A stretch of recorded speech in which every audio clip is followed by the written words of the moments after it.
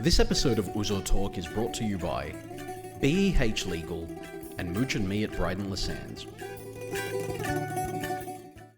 It's Saturday afternoon in Sydney, and that can only mean one thing, Nick. Ouzo Talk's back for another episode.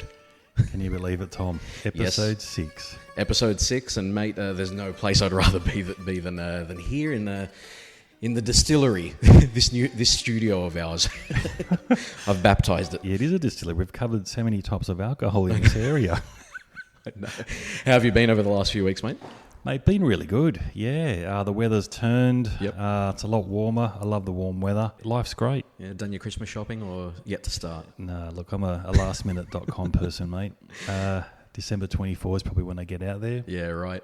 Fight the car park and the herds of people going out there. So, yeah, should be right. Well, you're going to have a fun week ahead of you. But look, before we go any further, we need to thank our amazing sponsor for this episode in the form of BEH Legal and the lovely Theodora Yaniotis.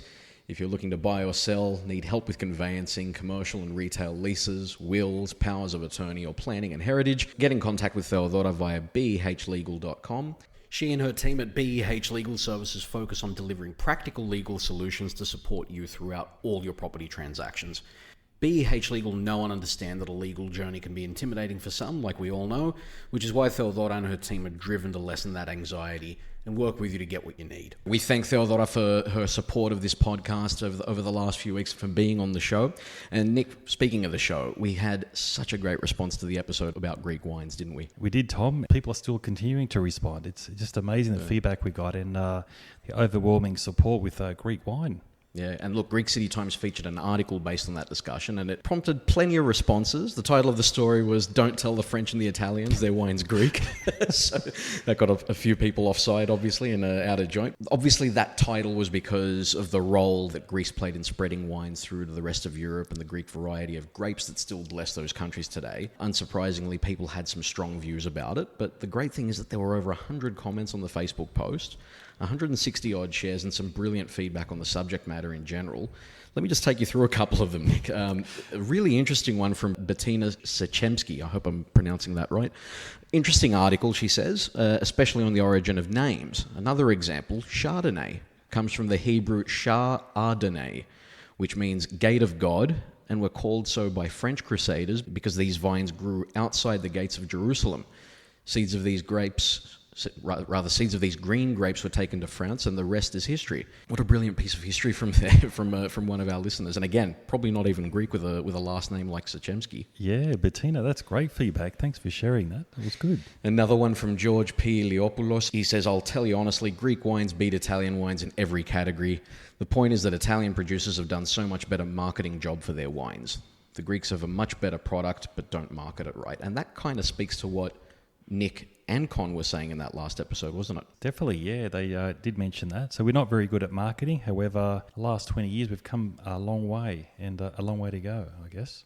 Absolutely. I mean, it wouldn't be a Facebook thread or an internet thread without some detractors as well. One of the comments from Rami E. Sayer said, "That's not true. Phoenicians were the ones who spread wine all across the Mediterranean. It's a very well-known fact." Not according to the experts that we had here, but obviously, this is the kind of discussion that we want. We want to hear everyone's opinions. We want to make sure that we're giving people a platform to be able to discuss these things, aren't we, Nick? True. So, yeah, Rami, look, definitely thanks for writing in and commenting. Phoenicians, yeah, look, I'm sure they would have distributed a lot of grapes through Europe, but so did the Greeks. And that's how we know some of the names of the grapes were still Greek. So, look, feedback is fantastic, good or bad, negative or positive. Send it through, guys. We love it, and we'll definitely share it on our next podcast. And at the end of the day, it's all about Greek chest beating, really. That's what this is all about. But look, I think it's time to introduce our guest. Nick, I'm really excited today because in the studio, and again, studio in inverted commas, we have what I think is our first celebrity. He's been a successful businessman for decades now in the construction industry, but perhaps he's best known to you and I as the man whose goal it's been to set foot on every inhabited Greek island as host of the amazing show My Greek Odyssey. He's not just the host, though. He's the man behind the whole thing. The sight of him travelling around the Mediterranean on his yacht, Mia Zoi, has been a mainstay on Greek family TVs globally since around 2018. Fresh from filming seasons 5 and 6 of the show, we're of course talking about the great Peter Maneas. Peter, welcome to Ouzo Talk. Kalispera, παιδιά. How are we? We're fantastic, and we're so glad that you're here with us today, mate. You seem to have brought the Greek summer with you as well, where the weather's picked up all of a sudden. I think it's all down to you, mate. I love following summer around the world. Have you had a winter yet or what? I've had a few. I've had my fair share. At my age, I've had my fair share, trust me. No, great to have you here, mate. You know, it feels like when you enjoy the summer of the Northern Hemisphere and the Southern Hemisphere, it's almost like you got double life, you know. Okay. I agree with that 1,000%, because as soon as I finished university, the first thing that I did was say, I am not going to work straight away. I am chasing summer around the world, and inevitably ended up in Greece, and, you know, would spend all of summer there and then come back and do that. It was the greatest time of my life. Never felt better than I did at that point in time. Would you say there's a different type of summer in Northern Hemisphere versus Southern Hemisphere? I think so, personally. I mean, Peter, I mean, you've experienced it probably more than all of us. Well, I can be in the sun for hours on end in Greece and not be affected by the ozone layer that happens where we are in Australia. So I can be out in the sun for 20 minutes in Australia, and it affects me. So, but wear a hat wherever you are. Yeah, definitely. Exactly. Yeah. Actually, we've spoken about this previously on the podcast. Have you ever tried to put caroten on here as opposed to in Europe? I Burn don't instantly. put anything on, boys. I like to leave the olive oil that's on my skin that's already there. It sort of comes through. I eat so much of it, it just comes straight through, and that's the protection layer. Classic. Well, you're looking gloriously tanned. Very glowing. Well, look, I think it's probably time that we get into the show officially. What do you reckon, Nick? It's time for a drink? I think so, mate. Again, long overdue. Fantastic.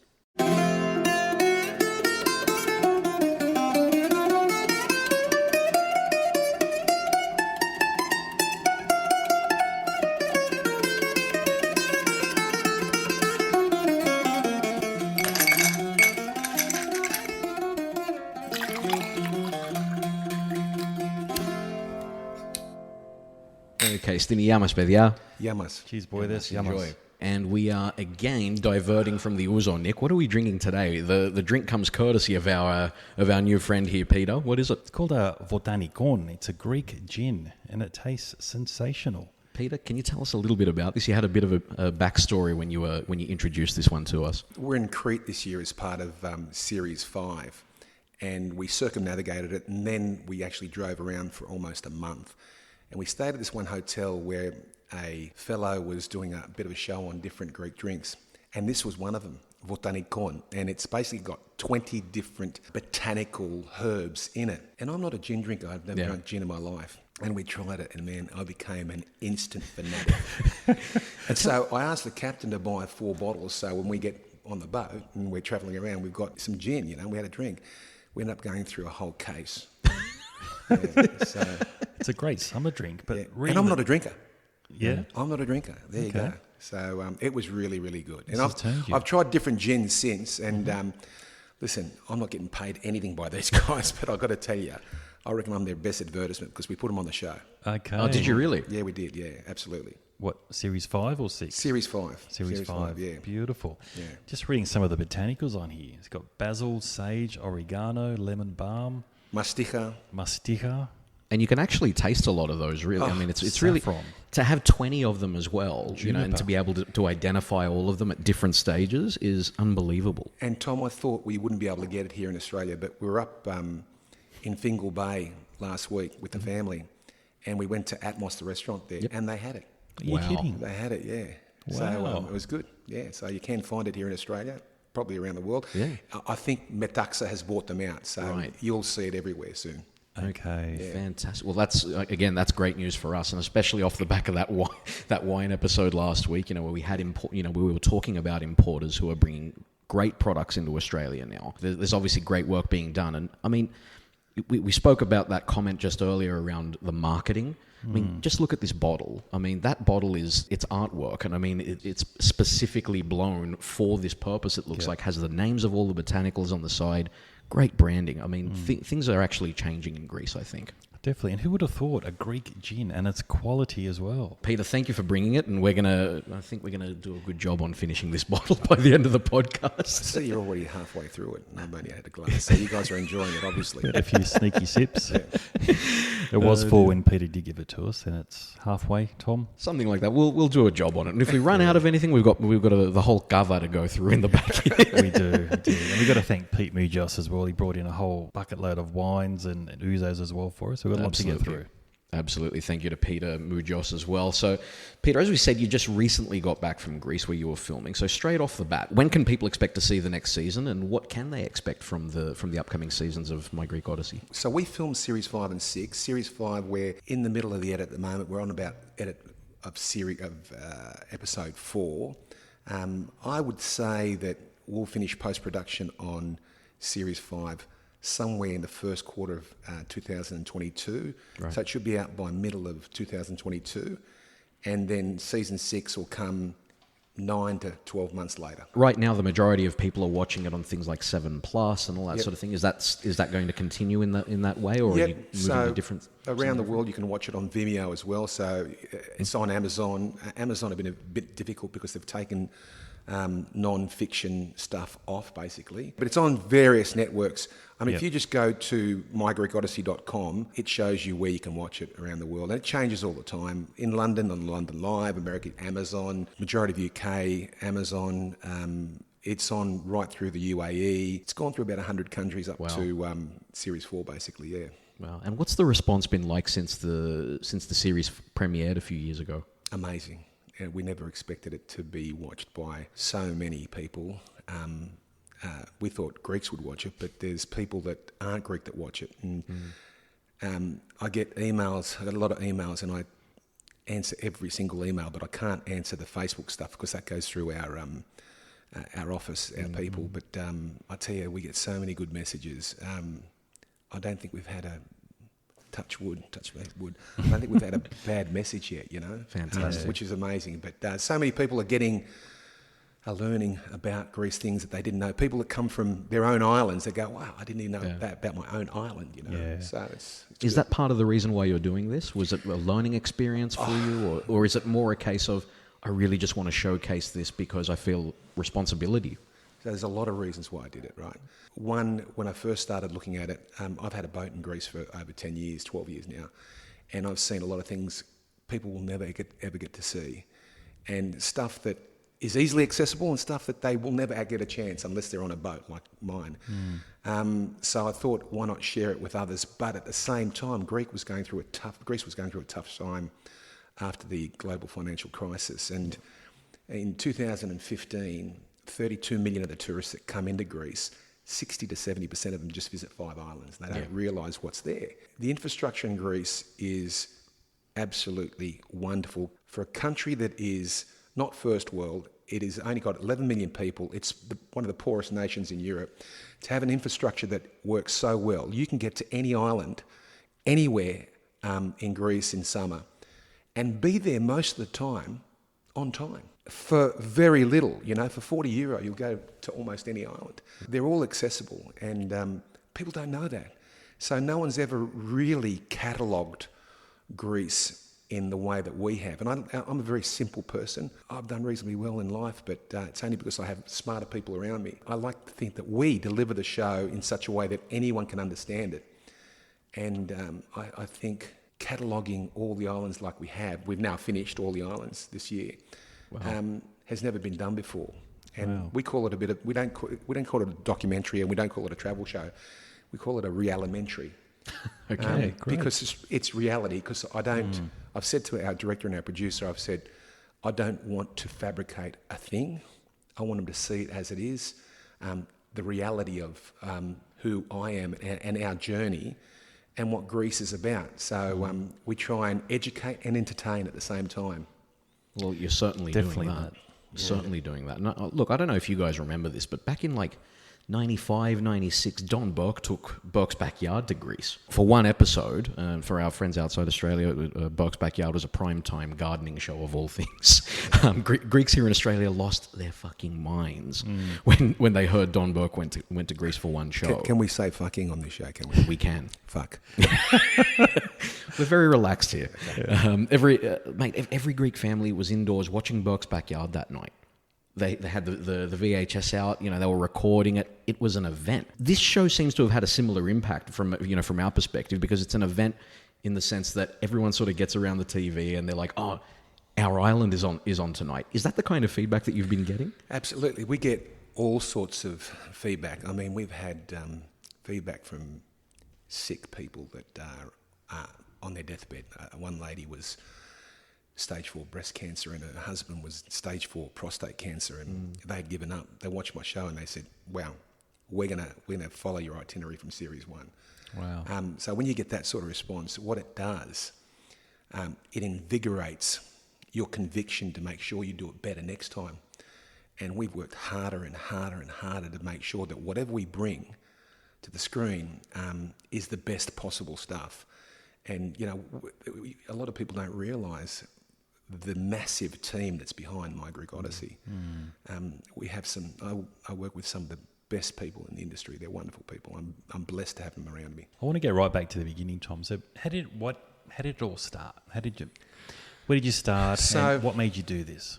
So I talked about 1, Greece was having a hard time. 2, it hasn't been catalogued. 3, I've seen a lot of things that other people haven't seen.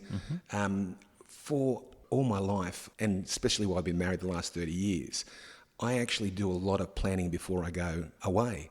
So when I get there, I know what I'm looking at. I know what I'm dealing. It's always a journey for me. If you ask Helen, my wife, she'll tell you. She's actually videoing me. We've actually got videos of the islands that we've been to, me talking while Helen's taking shots of me. Anyway, so I've always wanted to catalogue where I've gone. Okay, document it all. And I never really found someone I could do it with. And my kubaro, Terry, his brother Nick, who was on your show last week, mentioned it to a fellow that he knew who had similar ambitions of filming Greece, and he's Alex Baguettes, our director. We got together, we hit it off, we said, let's do it, and that's where it came to, yeah. Did it coincide with buying the boat? Was that one of the main No, I had the reasons, boat. or? I've had the boat for 10, 12 years now. This is my second boat. But it just happened. We met in 2015. We did a recce in April of 2015, and we started preparing for it 12 months ahead. That's some recce. Yeah, it was a recce. It was a great recce. Yeah, he loved it. He couldn't believe it. He got to the boat and he goes, wow, I thought, you see that boat, this is a shit, man, That's what happens with anyone that comes on the boat, they go, wow. Yeah. I mean, I still pinch myself when I get on that boat. I've come from a very poor family. We had nothing, and anything in life is a bonus. Anything that brings a smile to your face, and more importantly, the people around you is important. So I like having guests on the boat that can't necessarily afford to travel like that, and seeing the smile on their face. I feel the smile on people's faces when they're watching it, because you see it from the feedback that we get. See that couch over there? We sat there and watched all your 3 series, and we did have that smile on our face. Yeah. Couldn't get enough of it. Yeah, we saw them back to back, maybe 2 or 3 episodes a night. Yeah. It's fantastic. It's the only bad thing about it is that we got so much to film. We could do 2 or 3 episodes per island, and we've got to pick. Yep. We've got to take stuff out, and that's the hardest thing to do. Like, for instance, Crete this year. Alex is actually in Greece at the moment editing. He's on episode 6. We expected it to be 4 episodes. Crete, it's 6 episodes at the moment. That's what I think it's going to be. So it's hard to cut stuff out, but it's a good problem to have. Yeah. Oh, it is. It's fantastic. So how does Peter go from being the son of Kytherian migrants to being a successful businessman to then being an accomplished TV presenter? What's that journey been like for you? Obviously, I've been in construction for 40 years, and I've only just recently retired from it because I don't have the love that I have had for it all my life, and probably I've fallen in love with something else. And that was that project that I was doing for the last 6 or 7 years. And I've spent a lot of time on that. Although I still spend a lot of time on my property business, because I've basically transitioned from construction to property. And I've journeyed Greece all my life. I suppose going to Greece as a 10-year-old, my mother took me and my younger sister as a 10-year-old, and we spent 6 months there, and the penny dropped. And it's something that is common amongst most people that travel to see where their DNA started, whether it's at 10 years old like me, or 20 or 30 or 40, the penny drops. And the penny dropped for me in a number of ways. One, in Piraeus, where my mother actually was raised in the winters, and she spent her time in summer in Kythera. And my father spent all his life not all his life, he spent the first 27 years of his life in Kythera, and then the last few years to his century in Australia. To know, just going to the church that my great-great-great-great-grandfather built. It's only a tiny little church. Amazing episode. In Kythera. Yeah, in Kythera. Yeah. He built it because they kicked him out of the church down the street because he's not a local. And it was only 100 metres down the road, so he built his own. Now, going to that church and then sitting there with Kaylee telling me about my family, 15 generations from this one area, from this literally one municipality. Kytherian, where I come from, is 50 metres long, 40 metres long. And we basically come from within 2 or 3 kilometres of there for 15 generations, going back to 1500. Yeah, that's why I've got a big nose. A lot of Kytherians wear. I think I might be inbred. I don't know. I was just about to say, gonna incest say- much? Yeah. Well, Actually, I was going to say, with your surname, Maneas, Yeah. EAS, does that mean you're from well, Mani? Where it's does a that come from? paratsukli where I think there's something to do with some peretria that a great-great-grandfather had that came from Mani, because we came from Hierakitianica, which is just around the corner from Aroniadica. And everybody was a Hierakitis, and they had to give you a paratsukli, which is a nickname, right? Yep. And now paratsukli is that guy that's got the chick from Money, I don't know. Was she a girlfriend? I got no idea. But that's where it comes from, Okay. That's where the Maneas comes from. But by rights, my full name is actually Panayotis Yorgos Hierakitis Maneas. Okay. And those middle names, is that your father's name? So my father's name is Yorgo. Hierakitis, obviously the original name, and Maneas is the name that nickname. we've used. We finally used it at the end of the day. Dad changed his name to Maneas just before he left. Yeah. Fascinating. So we saw on the episode in Kythera, you spoke at length about the genealogy and doing your family history. What was it like uncovering a lot of that stuff and going through that process? Were there things, we see shows like Who Do You Think You Are? Were there things that you found in the family history that you either were surprised by or that you didn't like, or that you found it hard to reconcile? It's a lot to fathom.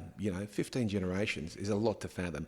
All I know is that I'm probably related to everybody from Kythera because there's every name in there. There's Veneris, there's you name it. There's a Samios in there. There's all the names are in there from Kythera. So in some way, we're all related to each other. One thing I do know is I did my DNA test, and basically we are from that region. And so the facts that we got from that DNA test and the facts that we've got through the records, and Kythera's got some of the best records. Kythera and Corfu have the best records in all of Greece because, one, the Venetians and the Turks kept good records. The priests basically kept the records the last 200 years, the Greek priests. And we've actually got the books, and we've gone through the books, and we've seen the name. So it's just good to see, just to recognise where we're from and understand that, I'm a peasant. My parents were peasants. Their parents were peasants. At one stage, we're not a Veneris, so we're not part of the Venetian aristocracy that came to Kythera. We probably were slaves working for others, servants, whatever you want to call it. Wow. So 15 generations, where does that go back to? 1800s? No, 1500. It goes back 1550, Wow. 1550, yeah. 1550. Yeah, 1550, 1575, I don't know, it's around there sometime, at 58. Memory's not getting the best, so Yeah. I can't recall things like Nick Andriakakis can, right? Oh, he's a legend. Yeah, he You is. talked about celebrities. I think Nick is a bit of a celebrity. He might have got cut up with your comments there, Tom. Sorry, Our Nick. first celebrity. In the Greek community, Nick Andriakakis knows everybody, and everybody knows Nick Andriakakis. Absolutely. And he was on the show as well, on that episode with He Kythera. was travelling with us as a guest, so him and his family, wonderful people. His brother's been, we went to university together, Terry and I, and He was a cubaro. He christened my first boy. We trained, we boxed this together this morning. We're still good mates. Wow. Fantastic. All right, so tell us a little bit more about the show. Let's focus on that. What's been the highlight of your time doing the show so far? We've seen some fantastic moments all the way through. It's probably really difficult to pick one. It is hard to pick one. I suppose meeting the people, passionate people that want to share what their passions are with you. And I've been lucky enough to have some wonderful researchers. I've two great researchers. My sister Maria, who's a PhD in modern Greek, and that's handy. Yeah. And Ioana Kontogiorgou, who is our executive field producer in Athens, and she's been there for 5 years working with us. And they do a lot of research. I mean, Maria gets books out of Greek libraries that people haven't pulled out of that library for 100, 200 years. Wow. So we're seeing things like, I'll give you an example of what I'm talking about. We went to Pharmakonisi, and it's only a kilometre long, and it's part of the Dodekanessa, which is on the coast, very close to Turkey, and it's got no water, but no one lives there. But the military occupy the island purely because they don't want the Turks to occupy it. Now, that's another story. But anyway, we get to the island, and there's a couple of good stories there. We did the raising of the flag. We talked about Caesar. You need to watch the show, but the thing about Caesar is fantastic. But the point I try to make is that I spoke to the colonel. I said, listen, we just want to go up and see the watchtowers, the 2,500-year-old watchtowers that are up behind St. Spiridon up there. He goes, there's no watchtowers here, mate. I said, yes, there is. They're just behind the church there. He says, listen, Panayoti, είμαι εδώ 2 χρόνια και δεν είναι τίποτα εκεί πάνω. And I said, well, there is, Colonel, can we just go up? Do me a favour, can we go up? And we went up, and Alex being Alex, he, our producer, our director, he just walked through the shrubs. I walked through the shrubs, and we found them. You're kidding. And he knew nothing about them. And then when you... Wow. And we found them, and it's when you do that, it validates all the hard work of planning that you put in there. And, there's been plenty of that. No, wow. It's been a wonderful experience to know that we are cataloguing Greece and the Greek islands, well, not Greece, but the Greek islands at a certain time so that everybody knows they can come back and see what it was like at that time and understand the history, the geology, the modern history, the ancient history, the geology, the geography, the people, the gastronomy, the produce, the cultures. We try to get all that in. The first thing I did when I came up with this idea is I did a little chart, and in the centre I had Greek island, and I just radiated things out of what I wanted. And there was people, people that made the island famous. Modern history, ancient history, architecture, like I said, gastronomy, produce. I put it all in there, and I said, if I gave that to our researchers, and I said, there was like 12 different disciplines, in geography and geology, and if we can get half a dozen of these from that island, at least that gives a good description, because people do Greek islands these days, many shows, it's just beaches and the people and that's it. I know we did a little bit more, because we worked our butts off before, during and after.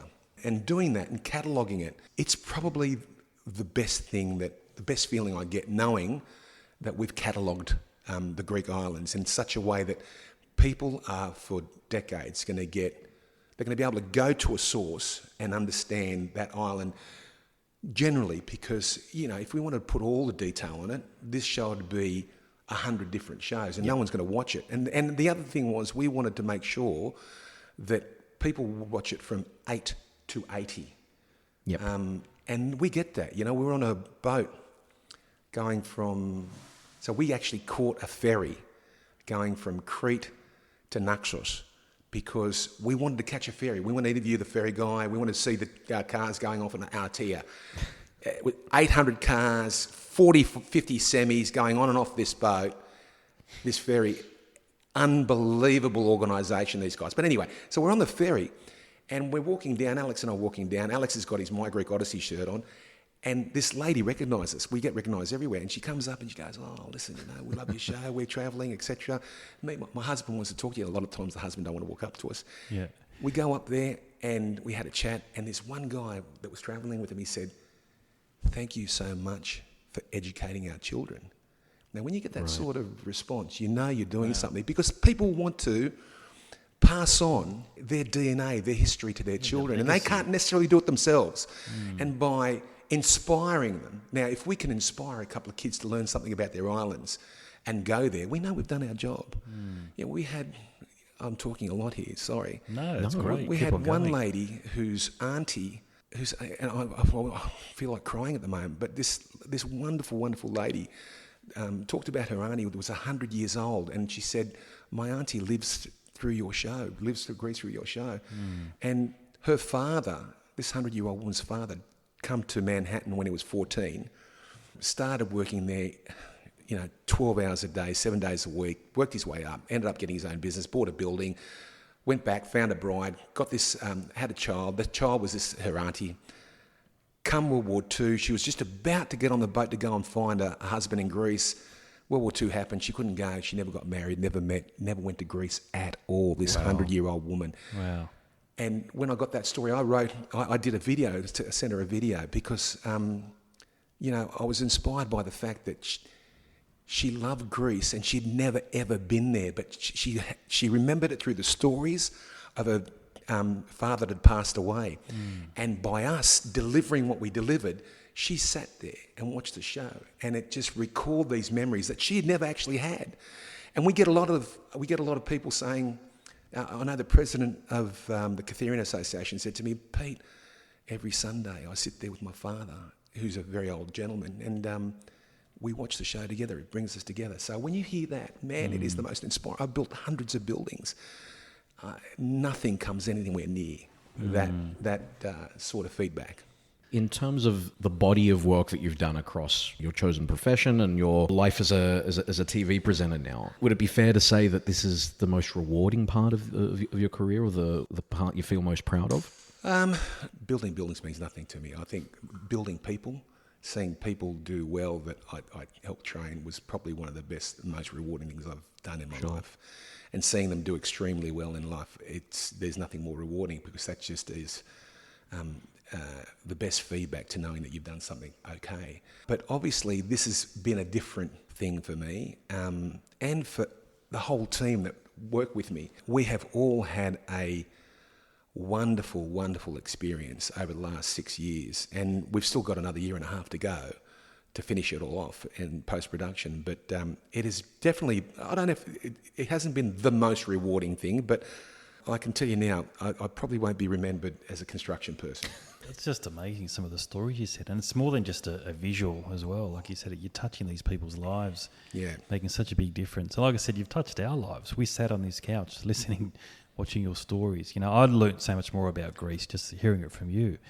It's different when you read it, but when you see it and someone express it, and the people you meet and the people you bring on as well, that just makes it just complete, I guess. And we've never had that, I guess, us as Greeks, someone to really tell us a story the way you tell it. And I don't think anyone will ever do it again, I can tell you now. It's just so bloody hard to do it. I never realised, I always say to people, if someone told me how much work I was going to put into it from the beginning, I probably wouldn't have started.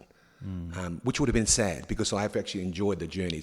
It has been a real odyssey. It's been fantastic. Telling stories and telling them accurately as well. I'm lucky I've got people around me that ensure that we tell it accurately. A classic example would be, I sat in Argos on a amphitheatre that was carved out of stone. Yep. And I'm sitting there and I'm doing a piece to camera, and I'm saying, I think it was Plato, I can't remember. I said, I think, Plato could have sat here. It went on and on and on. And then in the edit, my sister writes back saying, Pete, Plato wasn't even born at the time, So, and I had done my own little bit of research, and I thought I probably got it. I can't recall where I got it wrong, but I got it wrong. Yeah, and it's good years here or because because it's so important that we deliver accurate stuff. And I can tell you the arguments that we have amongst us to ensure that we have the right outcome. Alex is so passionate. We'll be on a shoot, and Alex and I will be there arguing about how it's got to be represented, and how we're going to do it. We'll argue about the edit, in the edit process, because I'll sit in there with the final edit with him, And my sister, for instance, and Ioana, they'll sit there arguing with us about, things like political correctness, And I try so hard to ensure that nothing's fabricated because I'm not a political correctness type guy. Well, we didn't grow up in that era, I guess. We didn't. But we live in that era, Yeah. And you've got to respect the fact that, for instance, the mules in Hydra, the mules that they have in Hydra, animals generally, when you do a show on animals, people are concerned about the way those animals are treated. Yep. And I think we did it properly. But when we got to Santorini and spoke to the guys there that had their mules, and they didn't want to talk to us because so many people have given them a hard time in those TV series. And we said, no, we're not going to do that. We're telling the truth. We understand, but we see the way you guys understand that these animals wouldn't be around if it wasn't for you. And they don't mistreat the animals. They look after them. That sort of stuff is not easy to deal with. And that's not about being politically correct. That's being about honest and straightforward and talking about reality and the sustainability of people's lifestyles on small islands like this. In Hydra, there is no road. How are you going to get a refrigerator up to somebody's house? Well, you say, no, you can't have a refrigerator up there. They've got to get it up there somehow. And, these animals are used to doing it, and they get a rest, and you go out. I've gone and seen the animals out there. I mean, I went to one island I went to Chrysi, the island of Chrysi, and I'll give you a little bit of a tidbit on Series 5, on the Crete. Everybody knows about Dodecanesa, the Dodecanese, the Cyclades, the Cycladic Islands, the Ionian Islands. We talk about the Sporades, the sporadic islands. We talk about the northern Greek islands. No one talks about the islands around Crete, and there are a dozen of the islands around Crete.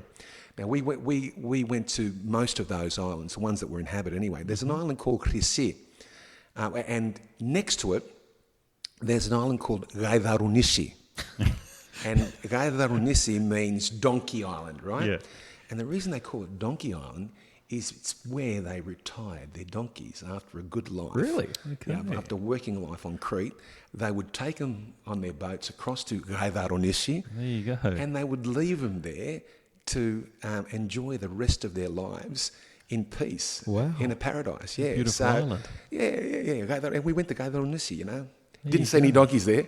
But Just goats. But yeah, it's cool. It's been a great time. I'm running low on Oh yeah, Botanico here, guys. Yeah, we'll have to. You want some ice for that? No, it's okay. Yeah, look, fascinating stories. Look, dare I ask, do you have one favourite island? I get that's a lot. That's a lot. I've got to drive after this, guys. I get that I'm sure question asked a hell of a lot. you probably have a top 5. And I don't. It's like asking my favourite child. It's like asking my favourite car. Good analogy. I know I have one wife, so I've got my favourite wife. But what I do answer that question with is a follow-up question, and that is, what do you like when you visit a location, a place? Do you like history? Do you like hiking? Do you like adventure sports? And if someone answers all those questions, I can generally tell them 4 or 5 islands that they can go to. It changes for every person. And every island does have its own identity. You've got to remember that these islands were separated by water, and only,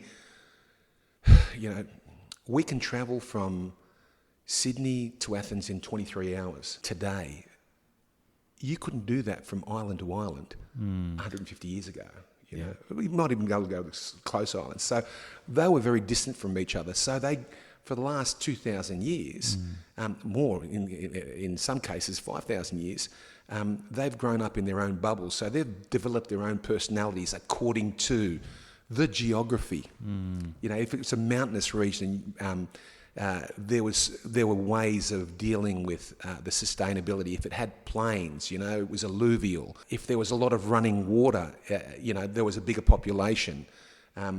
So they all develop their own personality, and they're all different. So was going to say, because you'd think they'd be all the same islands. You know, they're not too far apart, and one island looks like the other. But you're saying they're different. They've got different personalities. And they do, and some of them have changed very, very little over the last 300 or 400 years. You go somewhere like Karpathos, and you walk through Olympos in Karpathos, and it would be exactly the same as it was 100 or 200 years ago.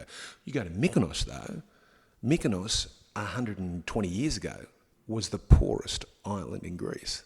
Maybe less. In 1940, it was the poorest island in Greece. And then in 1952, they granted a mining lease.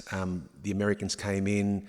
They provided a fairly good remuneration package for the islanders there. They all learnt skills, driving machines, etc.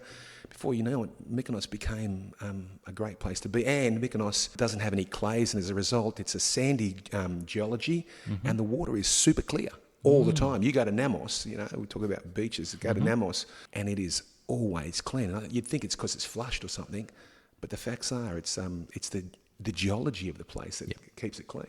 I mean, you're probably best placed to answer this question. What is it about the islands like Mykonos and Santorini that draw in so many foreign tourists at the expense of all these other islands? Is there something different about those particular islands that draws people in? I think it's the history, the story. There's momentum. There's a lot of movies made on these islands. They're picturesque. People have, Santorini is very romantic. It's been romantic for me and my wife. It's been romantic for a lot of people, a lot of weddings. People talk about these things, and as a result, they gain momentum, Unfortunately, people just turn up and think it's going to be fantastic, but if you turn up to Mykonos in July or August, or in Santorini in July or August, and it's your first Greek island, you may not have the best time you'll ever want to have, Okay. So there's a time to turn up to different islands, If I was travelling to Greece, to a Greek island, I would go to the smaller islands at peak season, July, August. I'd be going to the Koufounisi, I'd be going to Skinusa, I'd be going to Donusa, Paxou, Antipaxou. And if I was travelling to the Greek islands in outside in May and September and October, I'd be going to Corfu, Santorini, Mykonos. Because that's the edge of the season, not too many people, good time to go, and you'll have a good time, you'll see it well, Mykonos has got some wonderful history. Santorini's got some wonderful history, and it's got some beautiful wines there, the Arsitiko there, you probably would have learned about it last week, We did. So you probably had a few drinks as well. But We did. Plenty. there's just, you've really got a time when you go to different places, and I hope that we have done that in cataloguing the different islands that we have. It's like a library of Greek islands, essentially. That's what you've done. Yeah, and we want to entertain, because if you do a straightforward documentary, it can be boring. If you do a straightforward travel show, it's a sales job, And I don't want to be a salesman. We have been sponsored by nobody. We show it as it is, and so that you need to mix up. You need to grab your history and sell it in such a way. I went to a business school in Boston, and we had the best professors in the world, and they were entertainers. The best guys were entertainers. They could entertain you, and so I tried to use that analogy in delivering a story about, delivering education about a place. And I'm hoping that's worked. That's a very good point. I was going to ask you previously about who maybe inspired you as a presenter. And when you look at some of the more successful TV programs over the last sort of 40 years, you think about people like Carl Sagan with Cosmos. You think about the likes of Anthony Bourdain and people like that. These are all people who are storytellers. These are all people who can communicate. Were any of these names instrumental for you in sort of looking at them and saying, this is kind of what I'm going for? Because you've managed to develop a pretty good arsenal of tools for yourself. There's one guy, surprisingly, that I'll always remember. His name's Deepak Malhotra at HBS in Boston. And he was our negotiation professor. You could listen to him for days on end because he made the topic so interesting. There are people that love what they do so much, but necessarily can't teach it. One of the things that I've done all my life is teaching, is communicating how to do something. So I think I do that reasonably well, but I'm also passionate about where I come from. I love this country. I love Australia, the country I live in. But also I love the country that my parents have come from and my forefathers. And if you don't have that passion and you can't communicate it, then you've got a problem. So I think I have the passion. I think I can communicate it. The next step was to communicate it in such a way that it was reasonably entertaining. And I saw watching these professors talk. Seriously, I rate my time in Boston as one of the top 5 things I've done in my life. Fantastic. Let's talk about the moments that you've captured on film during the filming of this series. One of the ones that really stood out for me came very early. It was in the first episode. Being atop the Acropolis with the Evzones. Tell us a little bit about that, because I don't know anyone else who's been able to have that privilege to be atop that rock early in the morning with the presidential guard. It's something that must be... My hairs are on end right now. Well... My hairs are on end right now. Because it was a very... And that once again, it's all about planning, and explaining to people that we're trying to deliver it in such a way that people understand it the best way possible. And we're lucky enough to get an audience with the right people to do something that is so special that, they raise the flag with nobody there. The Evzones leave the barracks of a morning, very quiet, no one talks. They march onto the bus, no one talks. They don't sit down because they don't want to affect their fustanella. This is on the bus. On the bus, they don't sit down, they're all standing. They walk off, they march up. The band plays, and it's a different band all the time. It's either the Navy, the Army, or the Air Force bands that come up. And they stand looking at the flag and listening to the anthem at 8 o'clock in the morning. That's a very Greek thing. Everybody used to do it at sunrise, but the Greeks do it at 8 o'clock in the morning. So 8 o'clock in the morning. Yeah, one actually. That's right. That's right. Need to sleep. So in that fact, I'm not really Greek because I'm up at 5:15, man. But anyway, so we're up there, and you're looking at the flag being raised, and anatríchase τώρα. It's one of those things that's very, very special. It's very special everywhere around the world. But to know the story behind the fact that there was an Evzon when the Nazis finally took on Athens and they defeated it, and the Nazi came up and said, raise the flag to the Evzon. And that soldier said, I'm not raising the Nazi flag, mate. The Greek flag's staying up there. I don't care. And then he forced him to raise it, and the guy grabbed the Greek flag and he jumped off the cliff there, and to his death, saying, if I can't have my Greek flag up there, I'm taking it with me. Sorry, see you later. And when the soldiers come back, they salute that memorial at the front gate. And if you look at the Evzons that are at the square, guarding the square, they're there for an hour and they get changed every hour. When they come back, they've been there in the heat of the sun most of the time. When they come back, they're exhausted. They come back, they salute that memorial, and then they collapse. And that's an amazing commitment. And to understand all that, you really get an appreciation of the moment, because that moment is not just the sunrise and the raising of the flag. It's the history.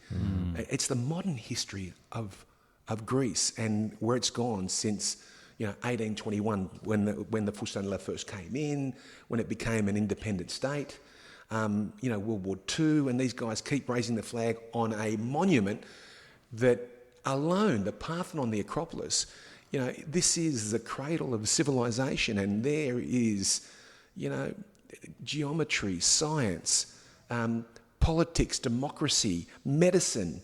We've taken it from witchcraft. I say we've taken it from witchcraft. That's the Greek. That is the what's that? That's the movie called Big Fat Greek Wedding. Big Fat Greek Wedding. Yep. I don't ever want to be my Big Fat Greek Wedding. I love the movie. I got to say, I love the movie, but I don't want to be that person. I don't want to be that person. It's probably too late. Yeah. But you see all that, and modern medicine. Before the Asclepia, it was just witchcraft, and the Asclepia came, and medical instruments were were created. And we've got 200 Asclepia that went around the world. And the Asclepia is more than just a hospital. It's a retreat.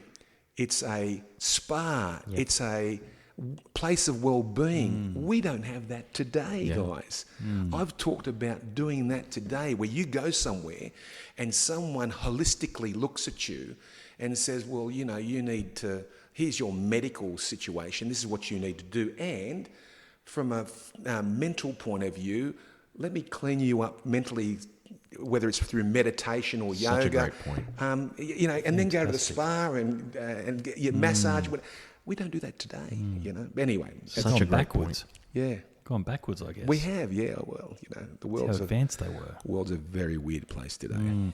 Speaking of raising the flag, there was an episode, I think it might have been Series 4, Episode 8, Despina Akhladioti. You're on the way to Castellorizo. You popped in via this island, not just to visit it, but to show your respect. Yeah. To a lady who lived on this island for, I think you said 40 years. The island of Rho. That's it. Yeah, 40 years. Yeah. And she raised the Greek flag every morning. Day.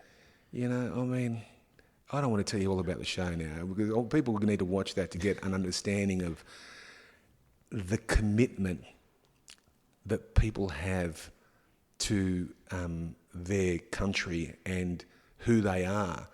And, with Greeks, this year we're in our bicentenary, basically, She wanted to ensure that our language, our culture and our history remained, and our religion. We have a religion, and that religion gives us a culture. Yep. Definitely. And she wanted to ensure that she did her part to keep religion, culture, language going for Greeks. And she did it by raising the flag and saying no to people when they came on the island and said, we're going to put our whatever flag up there, And I'm not a fan of talking about Turkey and Greece, because I think a lot of that is past history, and it's not good to talk about the divide. Yes, there is a bit of a religious divide, and there's a bit of a politically mad guy there at the moment. But anyway, it's but not otherwise, constructive. the Turkish people are good people. Yeah, man. they are. Absolutely. I think we talked about it in our first series. I got a lot of Turkish friends, and they're top blokes. They're really good people. They're good people. But it's, again, when politics get involved, that's when it turns ugly. But when people to people, there's no issue. I've been to Turkey. I spent weeks in Turkey. It's beautiful. We've all been. Yeah. I actually felt really welcome there. Sometimes in more welcome there than some places in Greece. And it's like anything. You just live with their religious beliefs. Yeah. And I respect their culture. I respect different cultures and religions from all around the world. Correct. Just like whether you're a vaxxer or you're an anti-vaxxer. That's right. And we got two of those in my family. There's a vaxxer in my family and an anti-vaxxer in my family. Okay. Well, just quickly on COVID. I mean, you just came back from shooting, obviously, the last two series, as we said. How different was it under COVID conditions to be able to shoot this show? We did 45 islands this year. 38 of them were inhabited. 25 of those islands had their biggest year ever. So there's a lot of people there. I mean, unfortunately, this country is in a bit of a bubble at the moment with the way that they deal with it. And that's understandable because we're so far away from everywhere. But no, it was fine. Like a lot of Americans having a great time. We were masking up in various museums and government institutions. Yep. But, it was fine. And I thought Greece in summer, they dealt with it very, very well.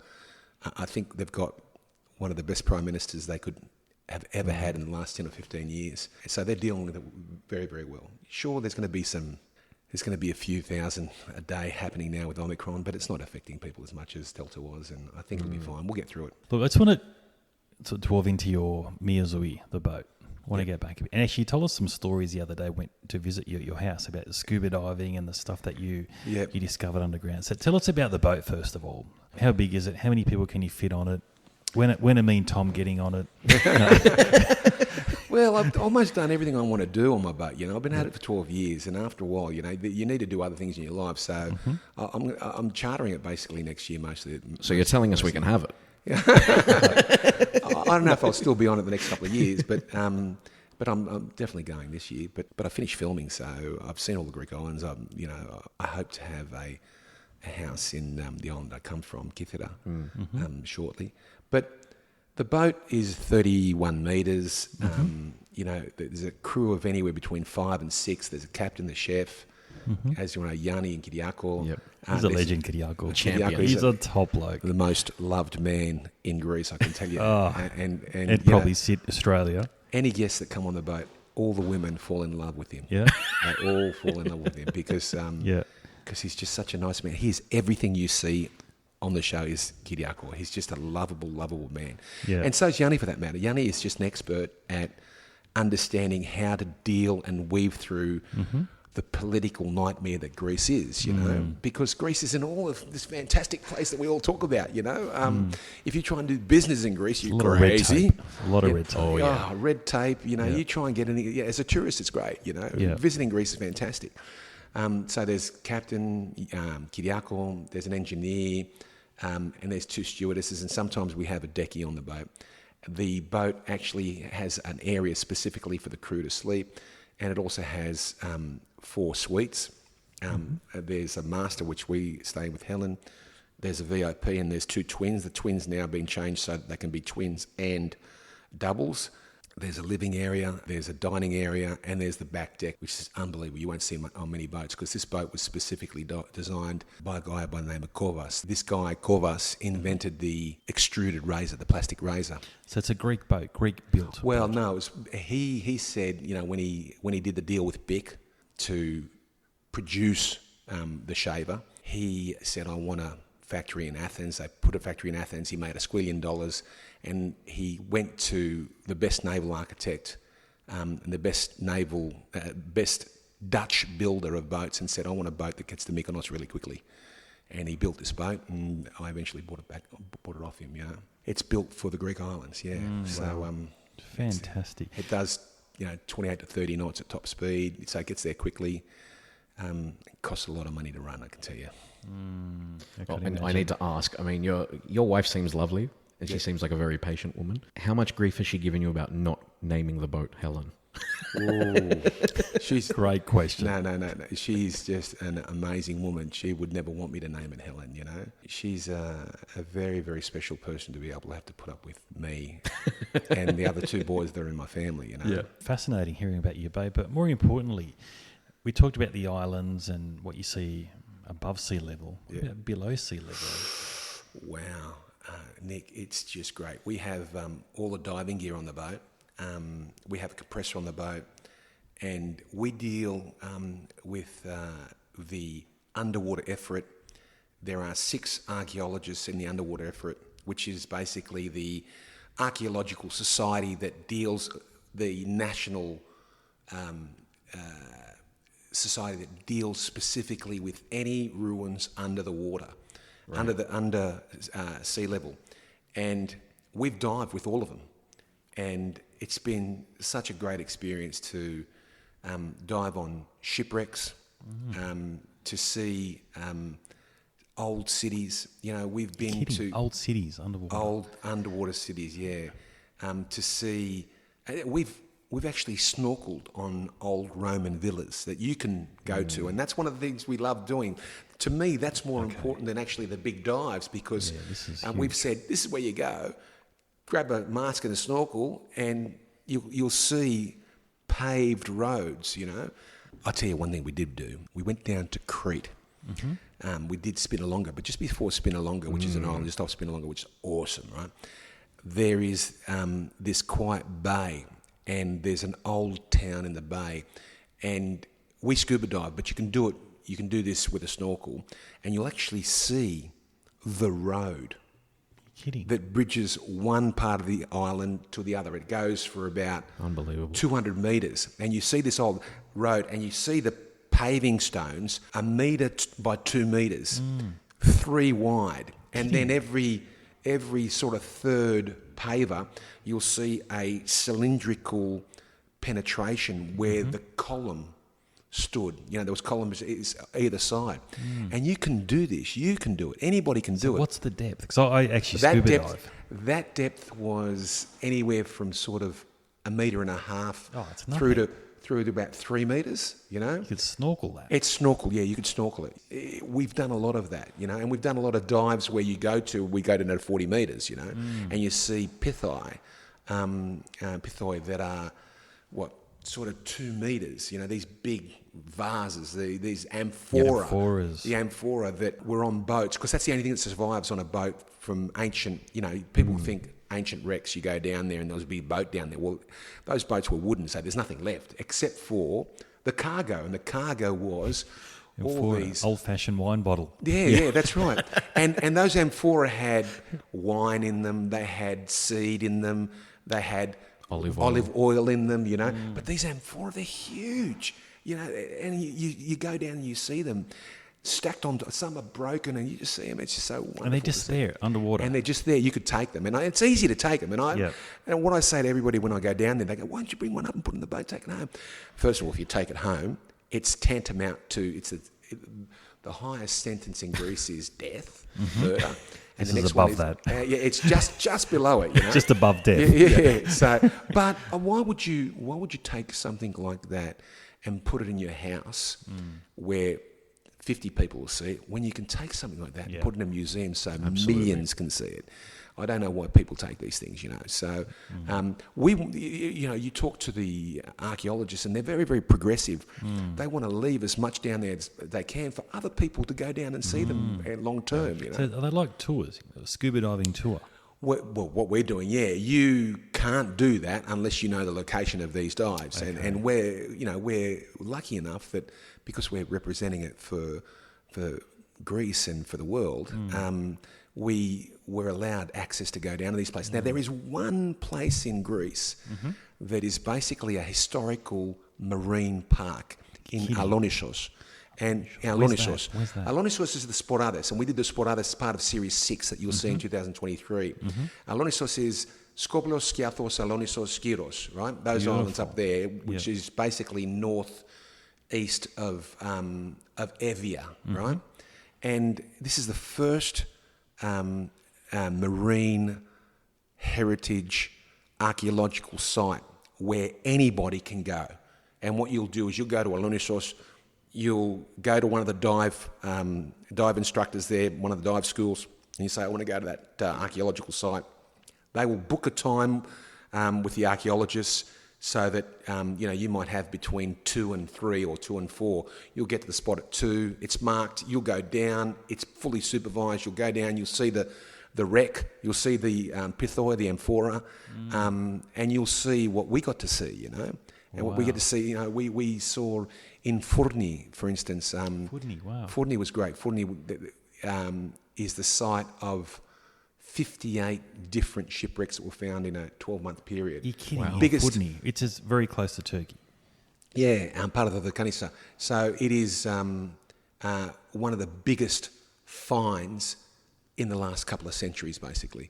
And they found 58 wrecks there because it was a transit point, and that's what Greece is, really. Greece is a very important location. Hub. It is a hub. It is Singapore like for aviation. Well, it's Singapore, it's Hong Kong. Qatar, it's Hong Kong, it's Dubai.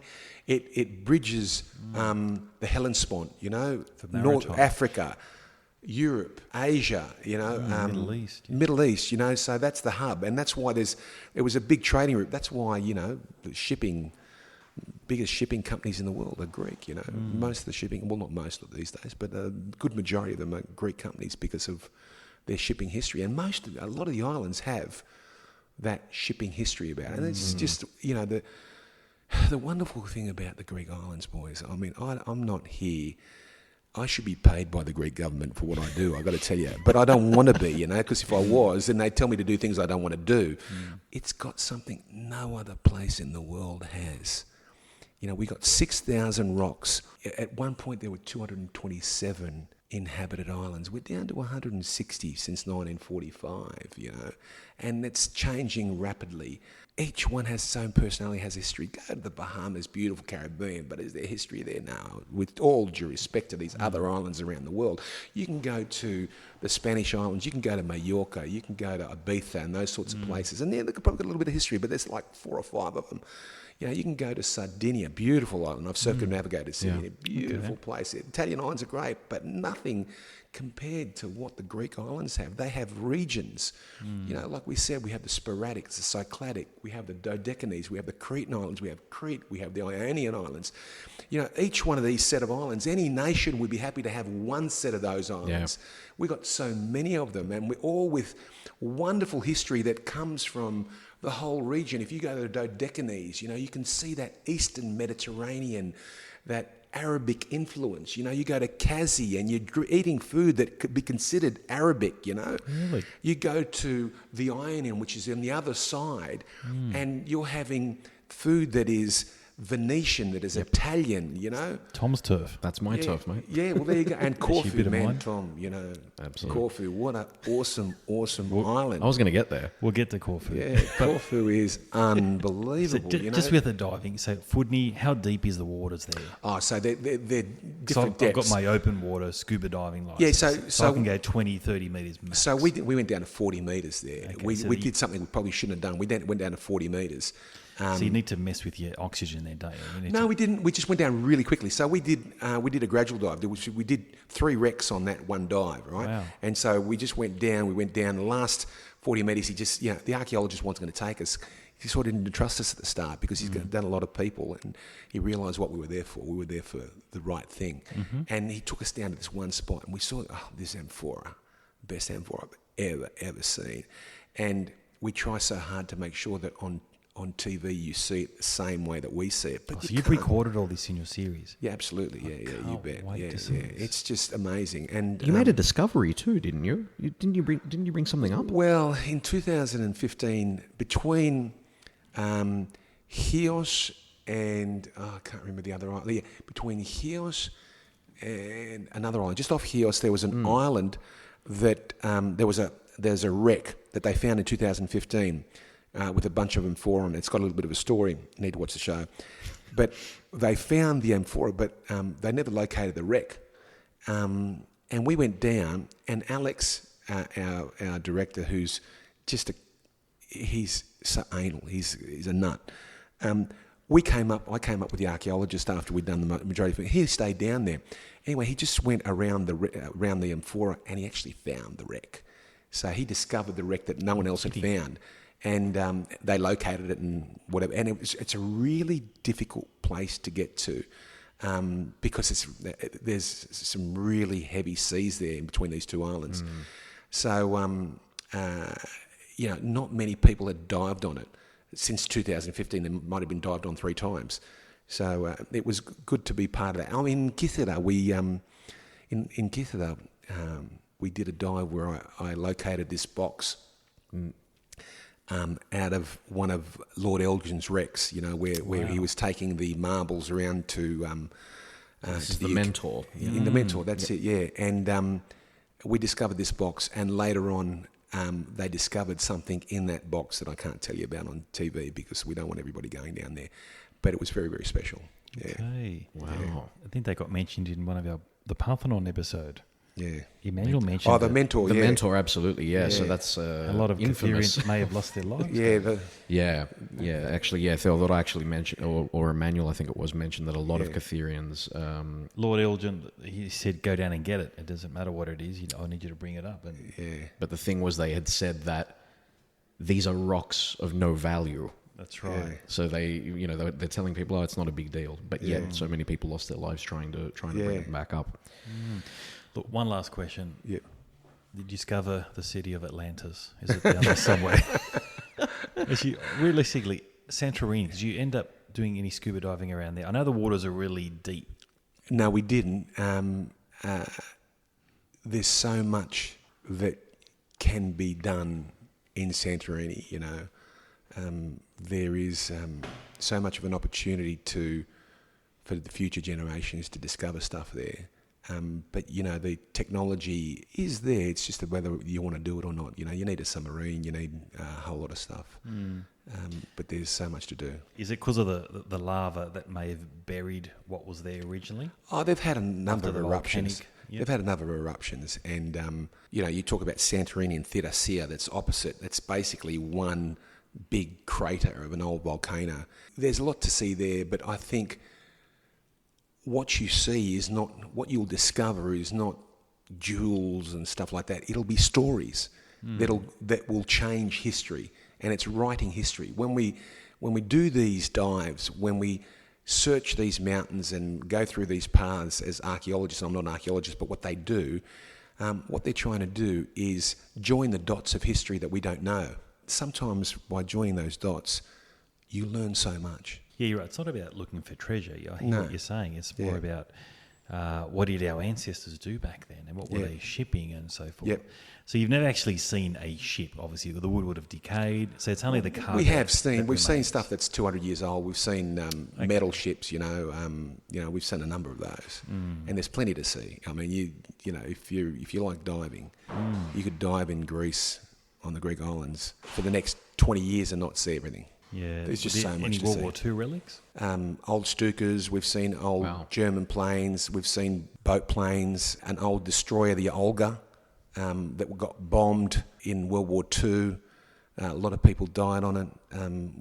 We've seen a hell of a lot of stuff, yeah. Wow, fascinating. I actually saw World War II American warship in Bali, so I did a dive on that. That was fascinating. Oh. I tried to do the Coolidge in Vanuatu. Wow. Yeah, but we never got there. But we ended up doing another shipwreck. Yeah. A bit of a story, actually. It was 20 metres worth of depth. So we went down, we had a dive buddy, and we went through the cargo hold initially, went through the corridor of the ship. Big hole in the side of it? We did it. There might have been, actually. I think Big there torpedo was. hole. And there's fish around Oh, that it. was the Coolidge. Yeah. Yeah, we never got there. Sorry, we never got there. Fantastic, man. I've got to get there. Yeah, I've got to go back. We tried to go there, and the host said, look, the currents is too strong. So you'd get washed away. So we had to go do this. It was like a massive shipping container. And so we went down there. So I guess the story I was trying to say was I actually lost my regulator. Oh, wow. Yeah, 20 metres underwater. It might have been an old Asian fishing trawler. So we went in, the doors were really narrow. And I had a dive buddy with me. And what happened was I went through the door and my regulator nearly ripped out of my mouth. I had to really clench my teeth. Literally came out of my mouth. And I had to use my spare, as you know, regulator from my hip, put it in. But I was locked in. I couldn't get out. My dive buddy was nowhere to be seen. So I had to literally find out how I was hooked on the door hinge, would you believe? Yeah. So somehow it backtracked. And they say never use your fins when you dive because you bring up all the silt. And that's what I did because I sort of panicked a bit. So used my fins, silt came up, lost visibility, had to calm down, relax my breathing, and then sort of backed out and used my spare regulator and unhooked the other one that was hooked on a door hinge. And then somehow I went through another corridor and came out and caught up with the rest of the group. And no one none the wiser. I couldn't believe it. There were 6 of us. I had a dive buddy. The other 5 were there following the instructor, and then I was stuck there. It was, anyway. So that's a confined dive. It's not something you learn in open water. You need to do a bit more. That's right, yeah. It's a it's- good lesson to learn anyway. Yeah. But, yeah. But the Coolidge is cool. It is, yeah. I'm just disappointed I didn't get there. But I want to do some dives in Greece. So that's why I've got a lot of questions. And there's so many to do, Nick. It's just and all the dive guys there. You know, a lot of them are ex-Marines. You know, ex-Navy. Wonderful, wonderful people. And you know, as you know, with diving, if you're on your own in a place, it's such a wonderful way to meet different people. And I've always loved diving. Helen and I love to dive. You know? Yeah, beautiful. Have you gone to the Red Sea? I haven't. Yeah, I've spent a lot of time in Greece, mate. Okay, yeah. I've spent a lot It's of around time the in Greece. corner. You know, No. pass mark. Yeah. Yeah. No, fantastic. I've sort of focused on Greece for a long time. I don't blame you, mate. And we're glad you have. Yeah, thank you. I've got to Definitely. ask you, you mentioned Corfu before, which is where my family's from, so it'd be remiss of me not to ask you some questions about that. I mean, story first. I mean, I got the shock of my life when when watching that particular episode, and I'm sitting there on the couch, you know, having my drink and, you know, enjoying myself, and, you know, I recognized one person, I recognized the second, and then all of a sudden you go to this butcher shop in Paliokastrica where my wife is from and her family, and you speak to my good friends Adoni and Leonida, where you made the numbulo, or tried the numbulo. Yeah. I nearly fell off my chair. Yeah, Because we know each other very well. Tell us a little bit about your experience in Corfu and, you know, trying things like numbulo, which is a particularly unique part of the diet over there, or the unique part of the tradition of cured meats over there. Yeah, so numbulo is, you know, it's basically taken from the Italians, but they've modified in such a way that's a lot easier to do, shorter period. I think it's a lot leaner. It's very Greek, isn't it? Lazy. Yeah, then the bruschetto that the Italians have. It's a wonderful thing to have with a bit of ouzo or a sardine, as they say. But Corfu is a very, very special place. And Corfu is another one of those places that you should go to on the edge of the season, because if you go during the middle of the season, it's no fun. And too many people spend their time in the main city. You've really got to go into Corfu, along the coast, along the eastern coast, to appreciate what a wonderful, wonderful island it is. History there is so deep. You know, you've got Venetian, French, English. I remember the first time I went to Corfu in the main town, and the cricket pitch was full of people playing cricket. Now it's half of it's a car park. They've destroyed in that way. They still play cricket there, but they've destroyed half of it. But we'd be smashing windows there easily now. Yeah, seriously. and they wouldn't care. You know, that'd be a good thing about it. So there's 11 clubs there, would you believe? And 11 cricket clubs. Wow. Yep. Yeah, Okay. so there you go. And the wonderful thing about Corfu town is that you start on one end of Corfu town where the royalty would shop on the main street, and you walk down, and on the other end of the town is where the paupers used to shop, you know. So if you walk down this street, you see a variety of the different society that lived and breathed Corfu. You know, you see it in the architecture as you go down. Helen loves Corfu. I love Corfu. I think Corfu is not only in our genes from the Greek side, but it's also as living in an Anglo-Saxon environment, you get to appreciate, well, you know, I love cricket. I'm looking forward to watching the cricket this afternoon, you know. Absolutely.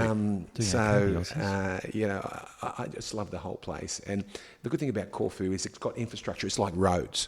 It's got infrastructure. It's got I remember my first time there. It was so romantic before I was married. And, you know, I went to the casino, which was it's the palace. And it's no longer there.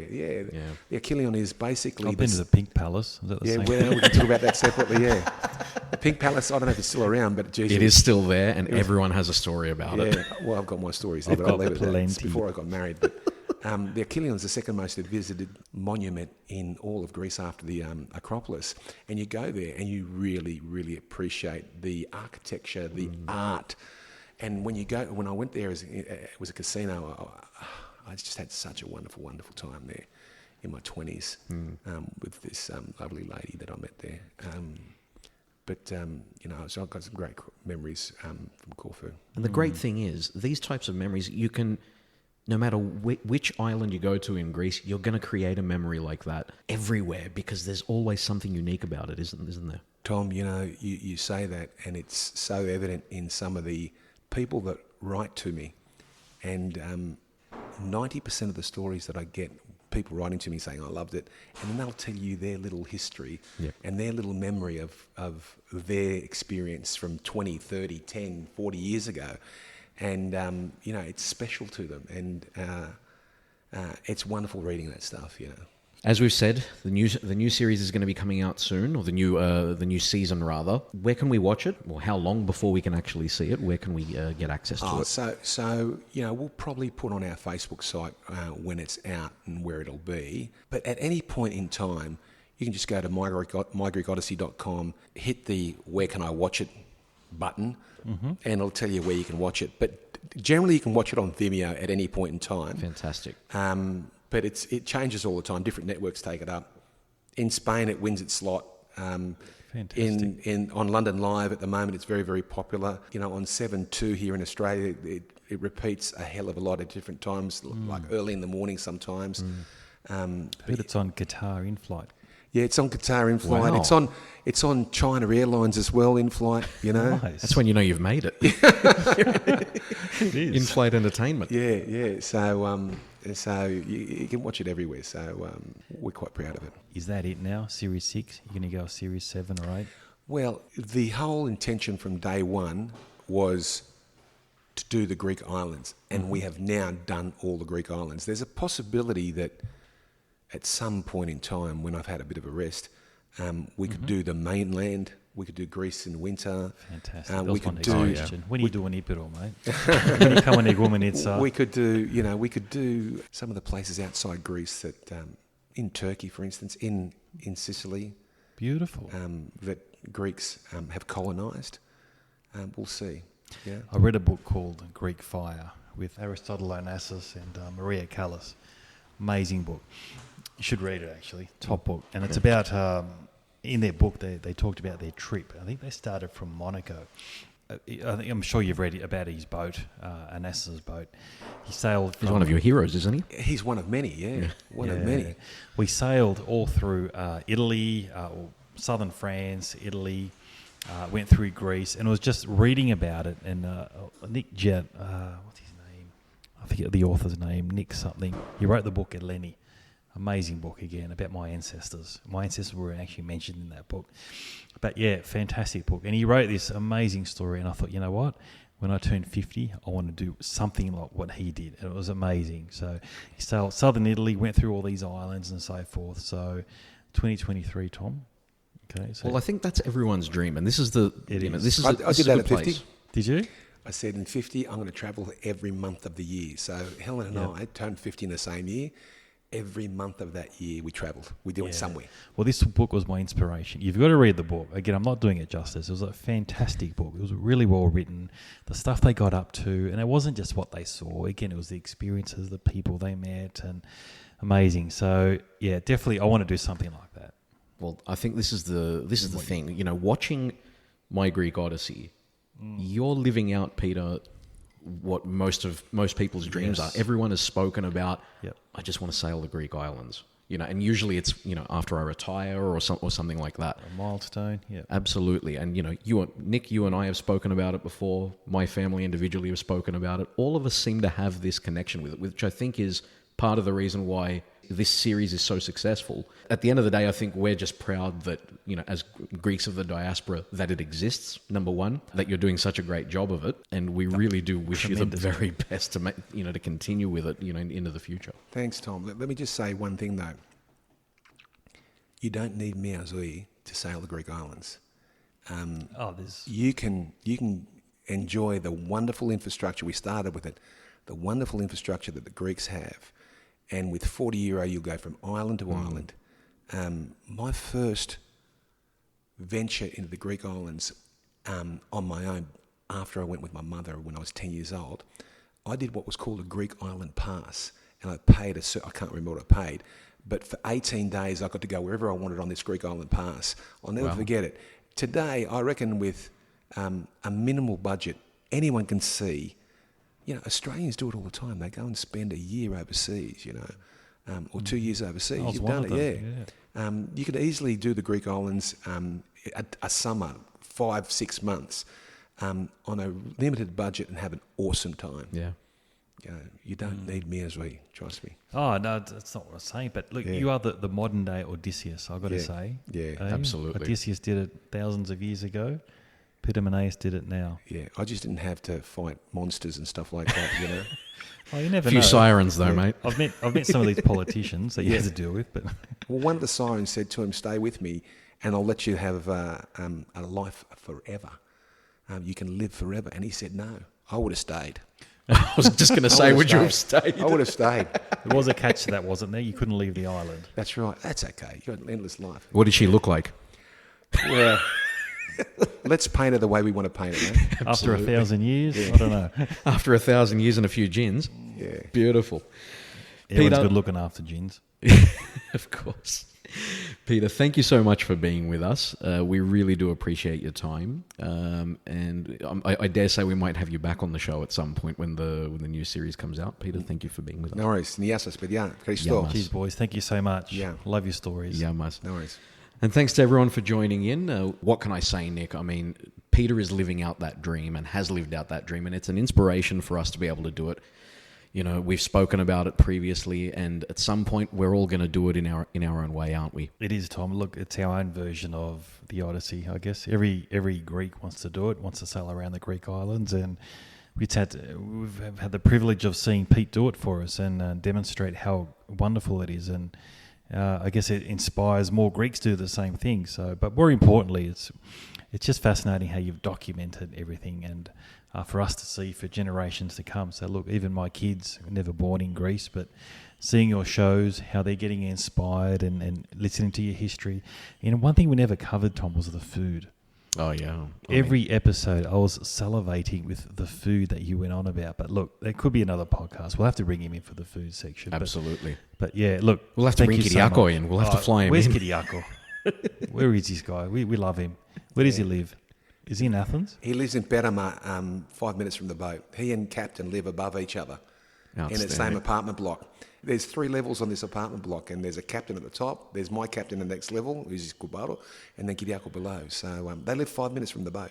Fantastic. They've got no excuse for turning up on top. None at all. None at all. Roll out of bed and you're at work. Yeah. Classic. Well, that sort of wraps us up. I think we need to thank our sponsors, BH Legal and Mooch and Me down at Brighton Les Sands as well. Nick, thank you very much for being with us again. Peter, thank you very much. And thank you, Tom. Thank you for joining us as well. It's been fantastic. Hope our listeners like what they heard, and please send us some messages, some comments, some feedback, and we'll definitely give you a shout out in our next episode. Absolutely. The email there is ouzotalk@outlook.com, and join us on social media as well. The handle is @ouzotalk on all major platforms, including Facebook, Twitter, and Instagram. Guys, thank you very much, and we'll see you next time. Definitely. Take care. See you, everyone.